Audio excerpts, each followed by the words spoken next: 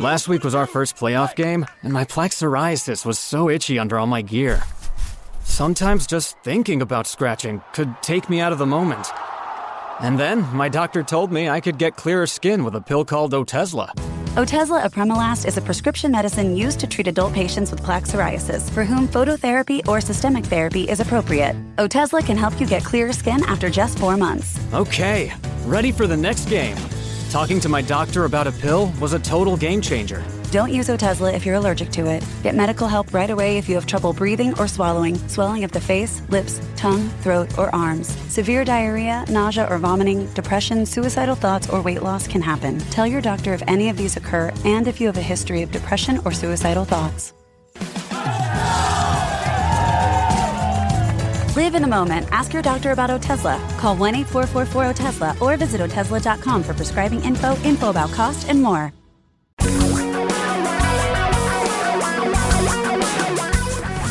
Reality radio for a really great future. We're talking real money. Because real money is really important to your real future, and we want to help you get to the best future you can possibly have by helping you manage money better, particularly the investment portion of your life. And to help you do that, we have a phone number that you can call to ask questions. That number is 855-935-TALK, 855-935-8255. Give us a call. It's free. It's really, really, really, really easy, and you can do it anytime, pretty much. So stop in, 855-935-TALK. This is the day after the bad week on Wall Street. Wall Street behaved very badly last week, and I know you get a little concerned, but really, should you? No, the reality is no, of course not, because this is part of the process. And remember, at the end of the day, if you're talking about stocks, I'm assuming here. I was, yeah. I don't know. Was something else down last week? Probably. Just have to look around. I'm going to go The bond look. market hasn't been the best this year either, but the reality is for stocks, you're getting paid for enduring that volatility. The fact that things go up and down, you've received a greater return over time. Remind yourself of that. Remind yourself that if you're investing in stocks, it should be pretty long term. If you need the money in the next 1 or 2 years, you probably should not be invested much in stocks. And number 3, we gave this number last hour. If it has looked really awful to you, take a deep breath and remember that a globally diversified all-stock portfolio is down this year a little over 1%. Really? I don't think that's any reason to be jumping up or down or lose anything over. I mean, that's kind of a silly number. And if you're invested in stocks, you need to be prepared for a much larger decline because it's happened, right? Recently. Fairly recently. So, well, actually, it happened earlier this year. We had a 10% decline. That's right. We had a 10% plus decline in 2015. You remember that, right? Oh, yeah, sure. No one remembers that. We had a 10+% decline in 2011. I do remember that one. The only one you remember is 2008. Yeah. Because that was really bad. The world was coming to an end. That peeling apart. Yeah. Yeah, that's when you get the Time Magazine soup line covers. Those are always great. Yeah, pretty much the stock market was the only thing down. Okay. Yeah, so pretty much. Bonds were actually up a little bit last week. I mean, down a little bit bond yields were up. So bonds were, bond prices were down a little bit. Okay. Yields were down. Prices were up. Yeah. Prices were up. Yeah. Gold was up a lot. Ooh. Well, gold had a very good week. Let's talk about that then. Let's just start running all of our money into gold. Right? Gold went from, not a lot, $1,334 an ounce to $1,353. Yeah, okay, so $20 on 13. No, it's not a huge. So it's about a 1.5% increase in the price of gold. I'm just trying to find something else. Even, get this, annoying as it might be, even Bitcoin had a good week last week. No. Yeah. How much? How much? Bitcoin gained in the past 5 days. Bitcoin is up 7.39%. Whoa! We should have had it all in Bitcoin. Wait. Let's just go back 1 month for Bitcoin, shall we? Let's just go back 1 month. On the 24th of February, which is one of my favorite months to say, Bitcoin was at $9,500. Okay. And on the 23rd of March, it closed out that day at $86.25. So you've lost money over the last 6 weeks or something. 5 As weeks. a percentage, about 10%. Yeah, I was going to say 12%. Yeah. So, yeah, Bitcoin probably not the place to turn in an island of insecurity. I wouldn't be running my money down there to feel better about the future. No, it's it's actually not even as good as buying helium. Which I know you compared it to regularly. Because at least with helium, you can fill up your balloon and go. That's true. Make your voice now, high. wait, you got one of those guys with a huge, deep voice. When you take helium, does it make your voice kind of squeaky or not? It does. Probably doesn't work. It does. No, it works. Okay. It works. Well. It's just a more resonant version of a squeaky voice. I was going to say. So when I do that, I sound like I'm a 6-year-old girl. So I'm not allowed anywhere near helium. I heard from your wife that's not the only time you sound like a 6-year-old girl. Goodness. Speaking of my darling wife. Speaking of my wife. Well, because we brought this up on the show last. Remember, she called during the show last week. On the KVI show. That's on true. The KVI hour. So, and she said, you're on the air. You're mixing up your shows between KVI when we were home, and Como. I was telling her that. She goes, I haven't seen the show lately. She still thinks I do the TV show. I mean, wow. I tell you what. And look at the way I'm dressed. Do I look like I'm going on TV? I don't think so. So, anyway. Well, you're out. You outdressed me. I guess. Well, always. Not saying a lot. 855-935-TALK is our phone number. 855-935-8255. You need some help with your money? We're here to provide it. We won't lie to you. Tom and Don are talking real money.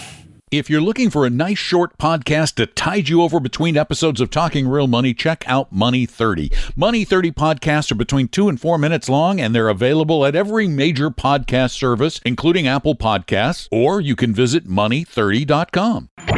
For your real life and real future, Tom and Don are talking real money.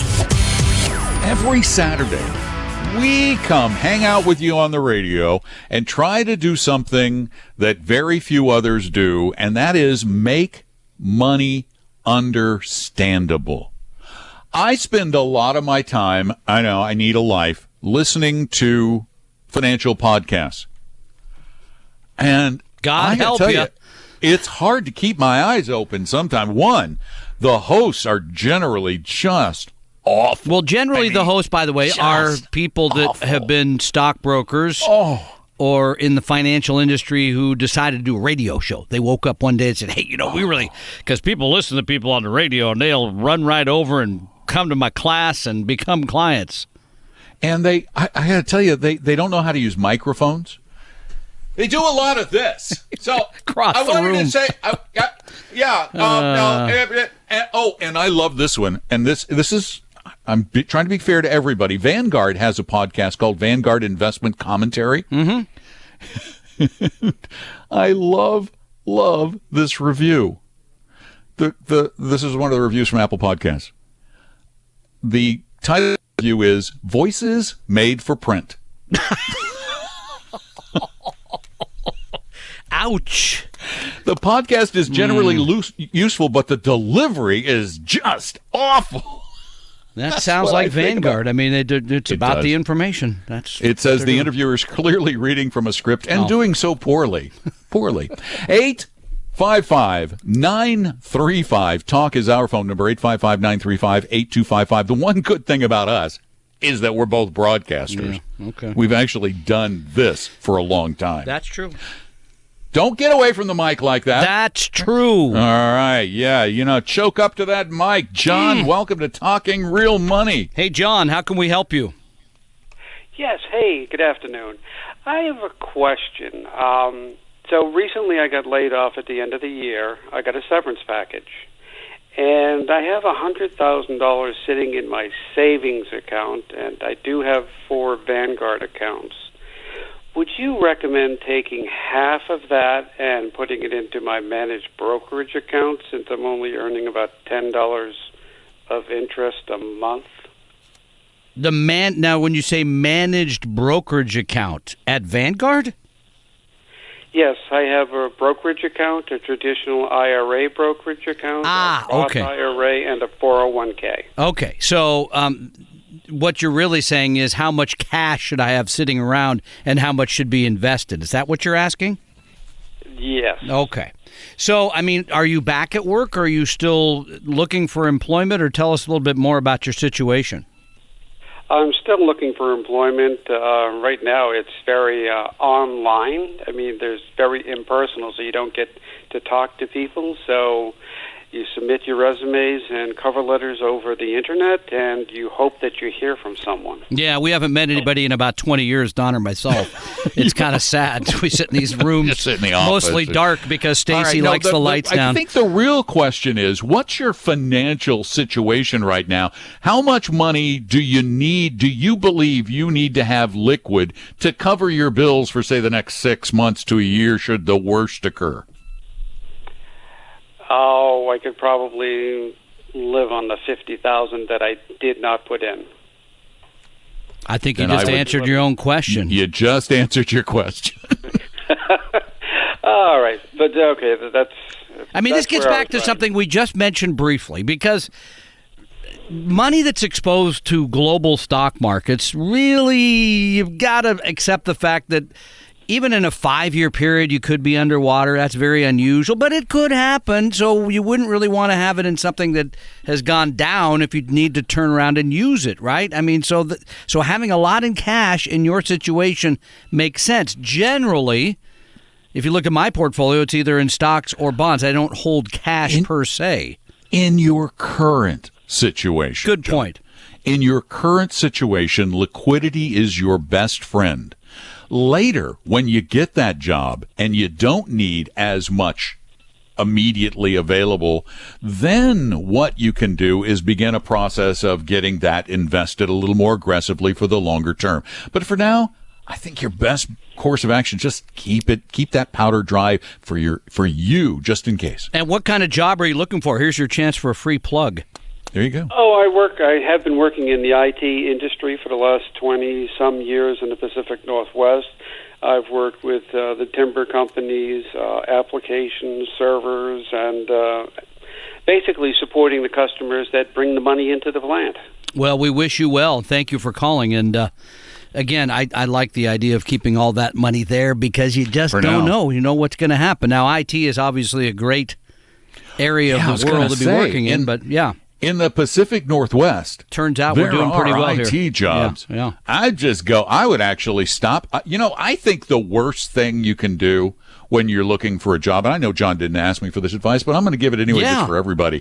I think the worst thing you can do is get lost in the noise that is the internet. No, I mean, today you got to send out those. Okay, so what's the alternative? I think you need to get out there. You need to literally get out there. For example, recently you went to WeWork and gave a little good speech. Point. Yeah, that's true. This is where people in the technology business hang out. Go in there with a computer, pretend like you're doing work, and get to know people there. Go to lunch near Microsoft or Amazon or Google's new place or Adobe's place. Go to lunch there and hang out. Go there for a drink of an evening and get to know some people. Get your name out there. Make a friend in the business. That's good. Because that's going to improve your odds dramatically. Most people get jobs through relationships. Good point. By the way, don't take the investment advice when you go to WeWork. From you? No, from the.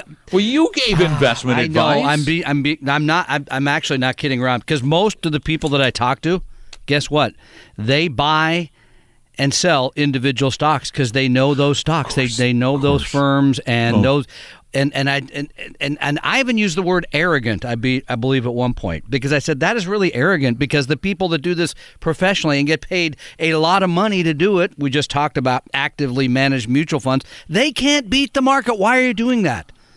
Well, because I really know this firm. Yeah, right. You know it better than you don't. Now, think back to when you were in your 20s and 30s. It's hard to do. But do it anyway. It's an interesting exercise. Yeah. You and we both thought we were a heck of a lot smarter than we really were. That's true. You're arrogant at that age. There is a high degree of that because it's one of the ways that as human beings, it's how we compensate for our lack of wisdom.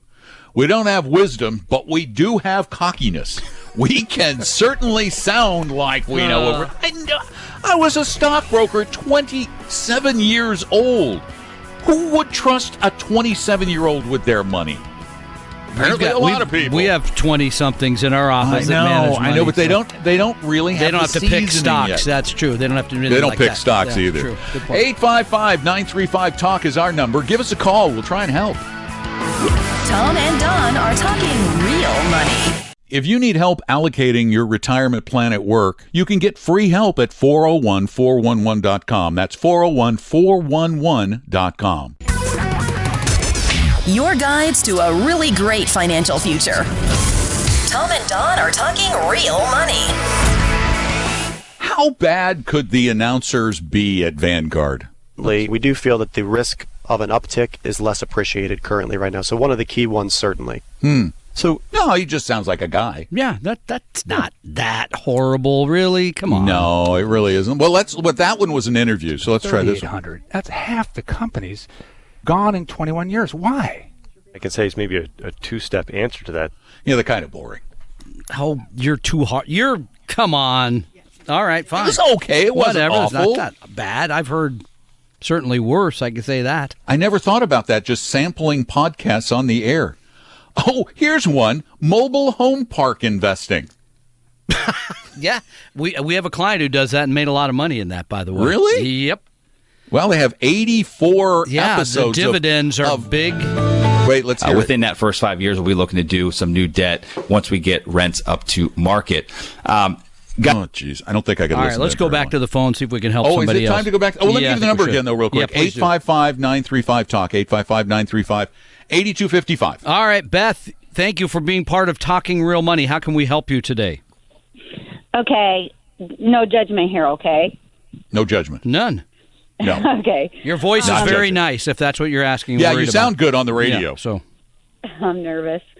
So I did a self-directed fund of about $75,000 with some friends to invest in a house.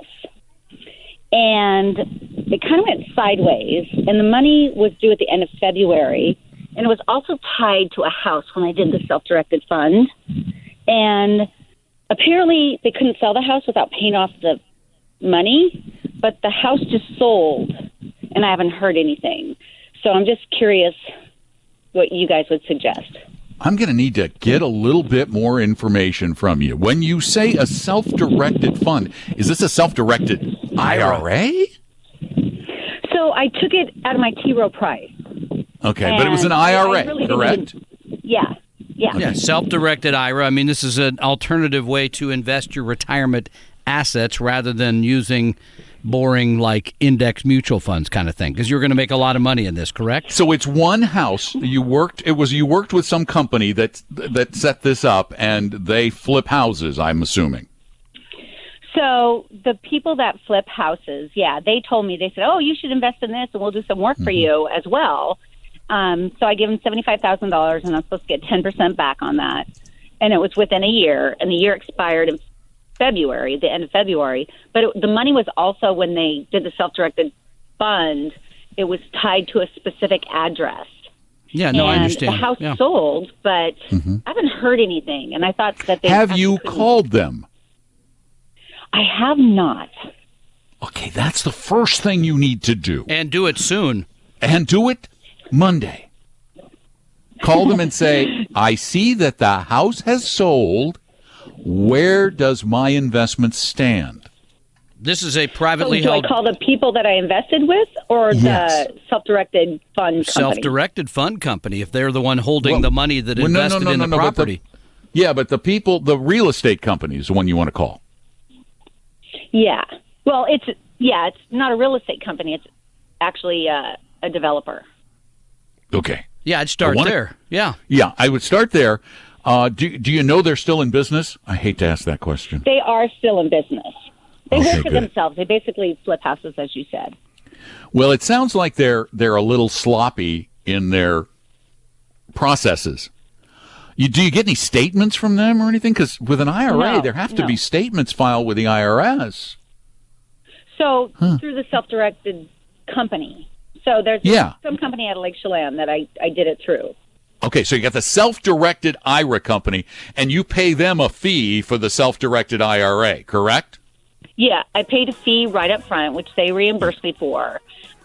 They transferred all the money from T. Rowe Price to this company, which invested it with this developer. Now, I am not going to judge, but I hate this idea in the future. Don't do this again. But do me a favor, call them on Monday, find out where your money is and when you can expect to see it, and then ask for something in writing. Give us a call back if you find out, okay? Tom and Don are talking real money. All right, let's get this break out of the way really quickly. If you're looking for an investment advisor, you need a fee-only, 100% fiduciary, low-cost, science-based advisor. And that describes Vestory. If you'd like to learn more about us, it's really easy. Go to vestory.com, vestory.com, or give us a call at 800-386-3004, 800-386-3004. There, that wasn't so bad.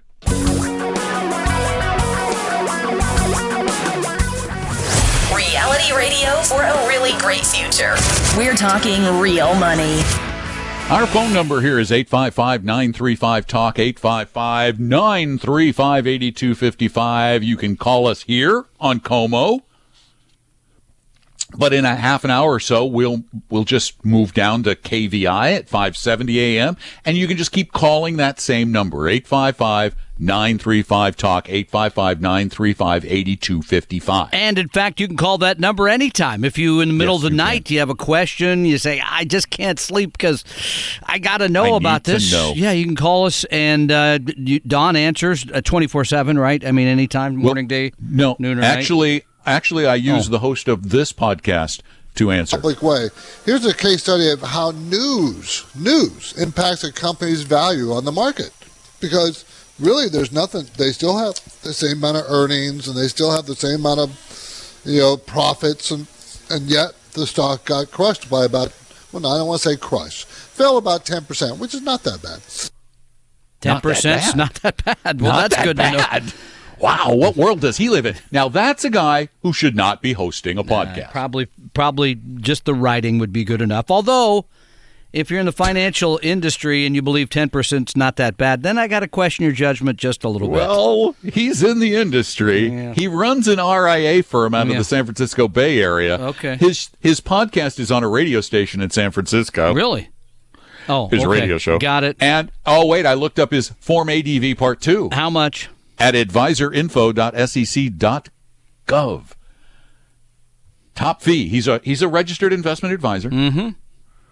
Top fee, 2.4%. No. Oh, yeah. Wow. 2.4%? So no wonder 10% doesn't seem like a big decline. In 4 years, he takes that much out. Well, no, that probably doesn't include the cost of the funds he uses. Oh, I'm sure it doesn't. He's a stock timer. Oh, by the way, as we've alluded to many times on this show, I mean, he is a registered investment advisor, right? So he has a legal responsibility to live up to the fiduciary standard. Mm-hmm. And now the whole fiduciary I couldn't tell you. I'm in the business. I don't know where it stands. One court said yes. One court said no. One court said yes. Yeah. One court said no. Next stop, Supremes. Can't hurry, love. Next stop, the Supremes. Yeah. And the SEC is working on a rule. Okay, so there was a column in the Wall Street Journal this week asking, should there be a uniform fee-only fiduciary standard for the entire industry? And yes, there was somebody in the industry that said yes, and then there was somebody who represents the securities industry that said no, fees will be way too high. And in his words, we already have a fiduciary-like standard that brokers have to live up to. Wait. What does that mean? Exactly. No, you're either a fiduciary or you're not. Yeah. It's like, my wife is pregnant-like. Yeah. But we're really not going to have a baby. She just gained weight. So she's pregnant-like. When they start doing the hyphens and the like, I really roll my eyes because you either are or you are not at the end of the day. And 100% of the time, by the way. That is one of my favorite examples of the biggest problem that plagues the financial services industry, and that is this one word, obfuscation. Look it up. Obfuscation. Don't try to spell it, but look it up. Oh, here. I could spell it. I was kidding. Yeah. Oh, okay. Because my wife couldn't spell it. Well, my daughter brought home her 4th grade list this week, and there are 2 words I couldn't spell, so ouch. I mean, what basically obfuscation means to render obscure, clear, or unintelligible. It is, I'll give you some of the synonyms. These are great words. Bewilder, mystify, confuse, baffle, confound, befuddle, or flummox. Flummox. I need to use flummox more. I like that one. Yeah, that's a great word. Yeah, I love thesauruses. I think a thesaurus can be your friend if you can say it. Not too fast, though. When you say thesaurus, you sound a lot like a Castilian. You do a podcast professionally or something? Is that what they said? That's what they said. Okay. I'm waiting for your show to get reviewed by that guy in San Francisco next week. He's going to say, I don't think this guy should be doing a podcast. Go for it. I will put our delivery. I will put our delivery to the blind. We'll get blind listeners, and we'll do a blind listener test. Okay. Would you rather listen to this guy or Don McDonald? Yeah, pick. That's fair. That's fair. But we'd rather listen to you. So why don't you give them the number? They can ask the questions. We'd love to answer your questions and take your calls and help you figure out this obfuscated stuff. 855-935-TALK is the phone number. 855-935-8255. Tom and Don are talking real money. We mention 855-935-TALK, 855-935-8255 throughout the podcast, but you need to know that you can call that number 24 hours a day, 7 days a week, leave your question, and those will be answered in special Talking Real Money podcasts that will appear on this particular site in the future. So give us a call, 855-935-TALK, 855-935-8255. For your real life and real future, Tom and Don are talking real money. 855-935-TALK, our number, 855-935-8255. Real questions, real life, real answers on talking real money. I'm Don, that's Tom. And Tom? Yes? Why? It seems like people are desperately clinging to this old school way of thinking about investing, about picking winners. This is a brand new article from Morningstar. Just came up yesterday.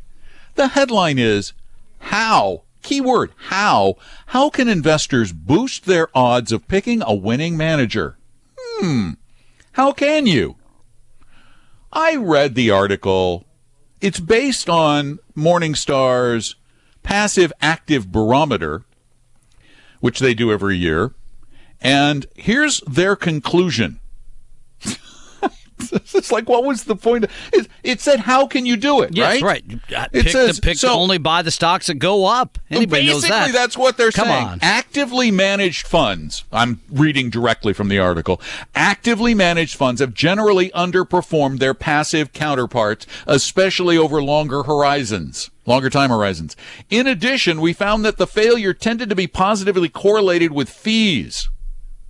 Fees matter. They are one of the only reliable predictors of success. They just came up with this yesterday because we've been talking about this for 20 years. But here's the article is people are reading through this whole thing going, okay, how do I improve my odds of picking winning managers? Get to the bottom line, yeah.